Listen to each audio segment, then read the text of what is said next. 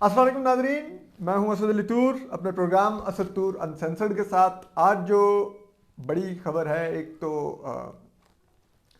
जो एक मीडिया मालिक हैं, एक ऑनलाइन न्यूज़ एजेंसी के मालिक हैं और जना अखबार से भी उनका ताल्लुक़ है, मोहसिन बेग साहब। वो आज इस्लामाबाद में बड़े ड्रामाई अंदाज में गिरफ़्तार हुए हैं। इसकी आपको सारी तफसीलात बताएंगे क्योंकि ये बहुत ही दिलचस्प केस है और इसमें बहुत ही दिलचस्प चीज़ें हैं जो हम आपको बताएंगे, अहम भी हैं, तशवीशनाक भी हैं। तो ये आज हम आपको बताएंगे इस केस के बारे में, ये क्या हुआ है आज सुबह दिन को वहाँ पर। जबकि इसके अलावा हम आपको ये भी बताएंगे कि अब अ, जो जहांगीर तरीन ग्रुप है वो भी कुछ एक्टिव हुआ है और जो पीडीएम है वो अपनी कौन सी बात से फिर गई है, ये भी हम आज आपको बताएंगे। तो चलिए सबसे पहले इधर से आगाज़ ले लेते हैं, ये जहांगीर तरीन ग्रुप से। जहांगीर तरीन साहब ने कल मुलाकात की है लाहौर में और उन्होंने जो मुलाकात की है वो ओन चौधरी साहब के घर पे की है। पीटीआई के 6 एमएनएस और 20 से ज़ायद एमपीएस उस मुलाकात में मौजूद थे। और देखिए, एक लिहाज से ये बड़ी मुलाकात अहम थी।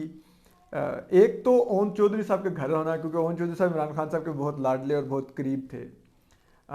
इवन के जो इमरान खान साहब की हालिया अहलिया हैं अभी तक, बुशरा बीबी साहिबा, ये खान साहब की जो बुशरा बीबी से मुलाकात हुई थी वो भी ओन चौधरी के तवसत से हुई थी कि ओन चौधरी की बीवी जो नूर बुखारी थी वो मुरीद थी बुशरा बीबी की, और फिर उनके तवसत से ही खान साहब इनके पास गए और फिर आज वो उनकी अहलियां हैं। तो उन ओन चौधरी को बाद साइड लाइन कर दिया गया क्योंकि खान साहब के ये मुबैना तौर पर बताया जाता है कि कुछ ऐसे मशागल थे जो वो नहीं छोड़ रहे थे और उसके लिए उनको पता था कि उन मशागल में फैसिलिटेटर ओन चौधरी साहब हैं। तो अब फिर उनको पंजाब में एक बराए नाम सा एक मुशीर मुकर्रर करवाया गया और फिर वहाँ से भी अब वो छोड़ के तो अब वो जहांगीर तरीन ग्रुप की मीटिंग्स होस्ट कर रहे हैं। और जहांगीर तरीन ग्रुप, आपको पता है जहांगीर तरीन साहब तो अब सियासत में अमली तौर पर मौजूद ही नहीं है, ताहयात नाअहल हुए हुए हैं, फिर क्यों एक्टिव हैं? तो जाहिर बात है वो अब एक इस्टेब्लिशमेंट के लिए एक पहले भी एक ब्रोकर का रोल अदा कर रहे थे। उनके जहाज़ों पर जो आज़ाद एमएनएज एमपीएज लाद कर बनी गाला भिजवाए गए, जहांगीर तरीन का जहाज़ तो एक आई वॉश था। जो असल सवाल जो किसी सहाफ़ी ने करने की कोशिश ना की, ना उस पर तहकीकात करने की कोशिश की, वो ये था कि जहांगीर तरीन के जहाज़ में इन एमएनएज और एमपीएस को बकरियों की तरह लादरा कौन है? वो जाहिर बात है पाकिस्तान की इस्टेब्लिशमेंट थी। तो और तो बहरहाल अब जहांगीर तरीन एक प्रेशर ग्रुप के तौर पर मौजूद रहना चाहते हैं, जहाँ पर वो इस्टेब्लिशमेंट की तरफ से जो सी जमात ने हुकूमत बनानी हो तो इस्टेब्लिशमेंट उनको कहेगी कि ठीक है, हमारी मर्जी से अगर आप बनाते हैं, हमारी बातें मानेंगे तो हम आपको ये 20 से 25 एमपीएस और 8 से 10 एमएनएस का चंक उठा के दे देंगे। जहांगीर तरीन ले आएगा आपके घर और आपकी हुकूमत बन जाएगी। तो अब जहांगीर तरीन साहब ने ओन चौधरी घर पे ही मुलाकात की है। अगर अददी लिहाज से देखा जाए तो इस मुलाकात में 6 एमएनएस मौजूद थे। अब 6 एमएनएस अगर देखा जाए तो इमरान खान साहब को इस वक्त कौमी असम्बली में 180 अरकान की हमायत हासिल है और उनको मिनिमम 172 अरकान की हमायत चाहिए वज़ीर आज़म रहने के लिए। तो अगर ये 6 एमएनएस छोड़ें भी तो फिर भी इमरान खान साहब की हुकूमत नहीं गिरती और ना ही इमरान खान साहब वज़ीर आज़म से हटते हैं। उनको बदस्तूर 174 एमएनएस की हमायत हासिल होगी। लेकिन अगेन अब ये इस्टेब्लिशमेंट के क्योंकि लोग हैं तो अब इनका भी इधर से उधर होना हुकूमती तहादियों को पैगाम देगा कि अगर इस्टेब्लिशमेंट ने उठा के जहांगीर तरीन और इनके लोगों को पीडीएम की झोली में डाल दिया है तो इसका मतलब है हमारे लिए भी इशारा है कि हमने अब पीटीआई को छोड़ के दूसरी तरफ जाना है। तो इन हालात में आप देखिए कि कितनी अफसोसनाक सूरत हाल है। और मौलाना फजल रहमान साहब ने जिस दिन ऐलान किया कि वो ये तहरीक अदम एतमाद लाएंगे पीडीएम के सरबराही इजलास के बाद, तो उन्होंने कहा था, वाज़ेह तौर पे कहा था कि पीडीएम इस तहरीक अदम एतमाद में हुकूमत के सिर्फ इत्तेहादियों से रब्ता करेगी, हुकूमत के इंडिविजुअल से रब्ता नहीं करेगी, यानी कि पीटीआई के अरकान से रब्ता नहीं करेगी। तो फिर जहांगीर तरीन से रब्ते के बारे में अब जबकि हमजा शहबाज भी तस्दीक कर रहे हैं, तो क्या पीडीएम अपने असूल से इनहराफ कर गई है? तो ये बड़ा ही दिलचस्प है। या फिर इस्टेब्लिशमेंट ने पीडीएम को और जहांगीर तरीन को दोनों को रब्ता करवाया है, एक ही सूरत हाल है। तो बहरहाल इससे आगे आते हैं सहाफ़ी मोहसिन बेग की तरफ। सहाफ़ी नहीं है, सॉरी, तस्हीह कर दूँ, ये मीडिया ऑनर हैं और इनका एक बैकग्राउंड है। मोहसिन बेग साहब इस्टेब्लिशमेंट के बहुत करीबी माने जाते हैं और उनकी तरफ से बहुत से मामलात में बतौर ब्रोकर भी इन्होंने किरदार अदा किया। और फिर जब इमरान खान साहब का सूरज तुलू होने लगा तो उसमें भी उनके बतौर ख़ास ये मुशीर थे इस्टेब्लिशमेंट की तरफ से, उनके साथ साथ उनके काम और चीज़ें देखते थे, जहाज़ों में उनके साथ सफ़र करते थे, उनके लिए बहुत से मामलात तय करते थे, डील्स करते थे। लेकिन आपको पता है कि इमरान खान साहब फिर इक़्तिदार में आ गए और इमरान खान साहब ने फिर सबको बताया कि वो हज़रत अली ने कहा था कि जिस पर एहसान करो उसके शर से बचो। तो इमरान खान साहब ने वो करके दिखाया सबको। उनके जो जितने भी मुतक़िद ख़ास थे, सहाफ़ी सो कॉल्ड, उन सबको फिर बड़ा अच्छा टेस्ट मिला। लाहौर में मुबशर लुकमान साहब एंकर हैं, उनको थप्पड़ मारे फवाद चौधरी साहब ने, समी इब्राहिम साहब को थप्पड़ मारे फवाद चौधरी साहब ने, मोहसिन बेग साहब को आज गिरफ्तार कर लिया गया। तो इसके जो मुहर्रकात हैं वो बड़े दिलचस्प हैं कि पहले तो हम आपको वाक़यात बताते हैं हुआ क्या। आज सुबह तकरीबन 9:30 बजे FIA के एहलकार सादा वर्दी में मोहसिन बेग साहब के घर पहुंचे। ज़बरदस्ती अंदर दाखिल होकर बगैर कोई कार्ड और वारंट दिखाए उन्होंने मोहसिन बेग साहब को गिरफ्तार करने की कोशिश की। मोहसिन बेग साहब और उनके अहल खाना ने समझा कि शायद कोई डाकू या अगवाकार आ गए हैं, उनको अगवा करने, तो उन्होंने मुज़ाहमत की और उन्होंने जो अगवा करने के लिए लोग आए हुए थे उनको यरगमाल बनाया गन पॉइंट पर। और फिर वो वीडियोज़ में भी देखा जा सकता है कि मोहसिन बेग किस तरह घर से लेकर निकल रहे हैं, उनके बेटा भी साथ है और वो हवाई फायरिंग भी करते हैं। गन का टारगेट जो FIA पुलिस के एहलकार हैं उनकी तरफ भी करते हैं और एक FIA के एहलकार को तशद्दुद का निशाना भी बनाते हैं। जिसके बाद पुलिस और FIA ने उनको पकड़ लिया। उनको जिसके बाद अभी वो इंसाज दहशतगर्दी की अदालत में भी उनको पेश किया गया था। उनका 3 रोज़ा रिमांड दे दिया गया है, जिस्मानी रिमांड।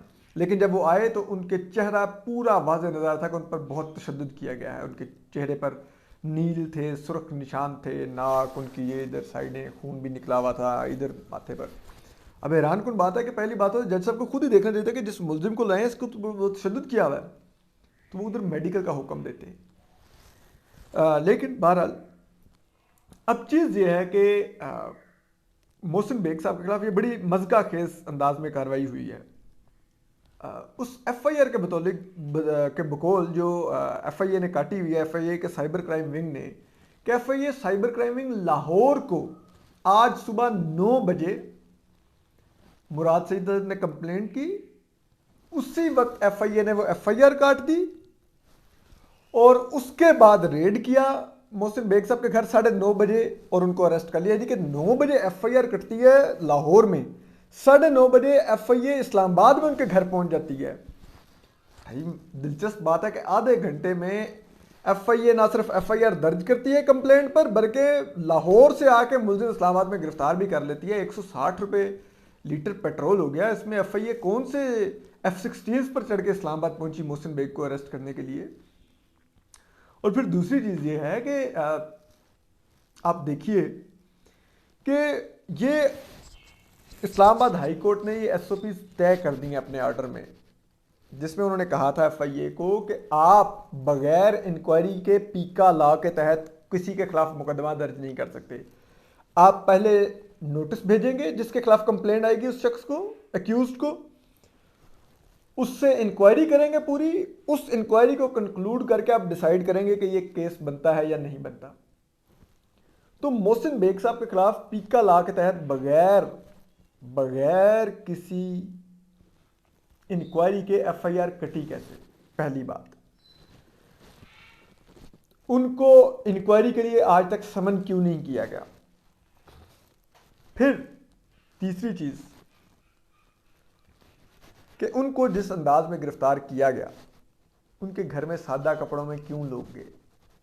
किसी की चादर चार दीवारी होती है, आप जाते अपने ऑफिशियल यूनिफॉर्म में, वारंट शो करते, केस बताते, उनको ले जाते। ये क्या तरीकाकार था? ये तो मतलब इसको तो आप रियासती दहशतगर्दी कहेंगे। और फिर आप देखिए कि मोहसिन बेग साहब के खिलाफ एफआईआर कटी है वफाकी वजीर मुराद सईद के कंप्लेंट पर। अब वो जिस कॉन्टेक्स्ट में है, वो मोहसिन बेग साहब ने जब मुराद सईद साहब को पहले नंबर पर परफॉर्मेंस में आने पर जो अवार्ड दिया था वज़ीर इमरान खान साहब ने, उस पर उनसे जो एंकर हैं गरीदा फारूकी, उन्होंने अपने प्रोग्राम में मोहसिन बेग साहब और तारिक महमूद साहब जो साफ़ी हैं, और जो lieutenant general retired Amjad Sheikh साहब हैं जो दिफाई तजियाकार भी हैं, आईएसपीआर की तरफ से सर्टिफाइड उनका माउथ पीस भी हैं, इन तीनों ने मुराद सईद साहब के बारे में रेहाम खान साहब की किताब का रेफरेंस दिया था कि शायद उस वजह से ये हुआ है। अब रेहाम खान साहब की किताब में इमरान खान साहब और मुराद सईद साहब को लेके कुछ इनके ताल्लुकात के बारे में बड़े संगीन इल्ज़ामात लगे हुए हैं, जो हम बेहतर है कि इधर ना ही बयान करें, जिसने पढ़ना है किताब में पढ़ ले। मुराद सईद साहब ने आज तक रेहाम खान साहब की किताब में लिखे हुए उन बातों को किसी अदालत में चैलेंज नहीं किया। मुराद सईद साहब ने ज़ाती हैसियत में आज तक कोई उन इल्ज़ामात की तरदीद की प्रेस रिलीज भी जारी नहीं की, कोई बयान भी जारी नहीं किया कि वो इल्ज़ामात झूठे हैं। तो अगर कोई तज्जियाकार वो इल्ज़ामात दोहरा रहा है एक प्रोग्राम में बैठ के, तो वो इसी बेस पे दोहरा रहा है कि वो जब इल्ज़ामात को तरदीद ना की जाए तो फिर वो इल्ज़ामात को फैक्ट माना जाता है। फिर चीज़ ये है कि दिलचस्पी की बात है कि उस प्रोग्राम में एक दिफाई तजिया का लेफ्टिनेंट जनरल अमजद शेख भी मौजूद थे, जिनको आईएसपीआर की तरफ से नॉमिनेट किया गया कि ये दिफाई तजियाकार के तौर पर इनको बुलाया जाए। उन इल्ज़ामात को जो मोहसिन बेग साहब ने लगाए, नाम लेकर लेफ्टिनेंट जनरल अमजद शेख साहब ने इंडोर्स किया। मुराद सईद की वहाँ पे तो जरूरत नहीं जागी कि वो अमजद शेख साहब को भी उस एफआईआर में नाम देता, दूसरे जो दो लोग थे प्रोग्राम के उनका भी नाम दे देते, क्योंकि वो वर्दी वाले फौजी हैं, बेशक अब रिटायर्ड हैं, तो वहाँ पर तो रियासत की रेट, एफआईए की रेट, इस हुकूमत की रेट सारी की सारी रेत के महल की तरह ज़मीन बोस हो जाती है। मोहसिन बेग साहब क्योंकि पिछले कुछ दिनों से शदीद तनकीद कर रहे हैं पीटीआई की हुकूमत पर, और उस वजह से उनको अब टारगेट किया गया। पहले शहबाज गिल कुछ खोला गया था उनके ऊपर, शहबाज गिल साहब ट्विटर पर उनके खिलाफ बोल रहे थे, और अब मिलाकर उनको गिरफ्तार कर लिया गया मुराद सईद साहब की कंप्लेंट पर। तो बहरहाल ये हुआ है, वो हम बड़े सुनते थे एक वो फेमस सेइंग के जो माफिया होता है ना, माफिया के जो डॉन होते हैं, आप उनके जितने भी जुराइम होंगे उनको रिपोर्ट करेंगे, वो उसका बुरा नहीं मानेंगे, लेकिन अगर आप माफिया के डॉन की गर्लफ्रेंड पे रिपोर्ट करेंगे तो वो आपको कभी नहीं छोड़ेगा। सबक तो हासिल हो गया। अपना ख्याल रखिए, सलामत रहिए, अल्लाह हाफिज़।